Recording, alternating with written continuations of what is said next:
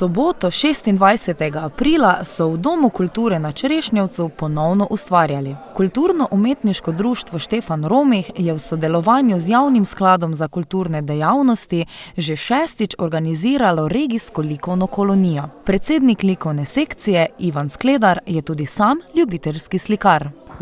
Naša likovna sekcija združuje 15 članov, glavnem starejša populacija. Danes gostimo slikarje iz, lahko rekel, skoraj cele severovzhodne Slovenije, pa tudi Dolenjske nekaj. Sodeluje 36 slikarjev, to je naša 6. likovna kolonija. Tema letos je poletje, oziroma svetlobe poletja.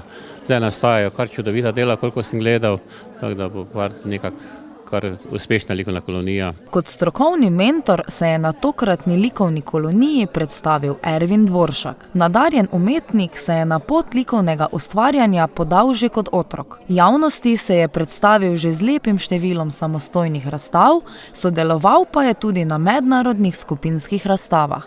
Prvič sem zdaj mentor njim. V bistvu tematika je poljubna, vsak dela, kar si je pač zamislil v svoji glavi, mislim pa, da na temo poletja. Jaz pa jih samo uravnavam, toliko da se ne zgubijo.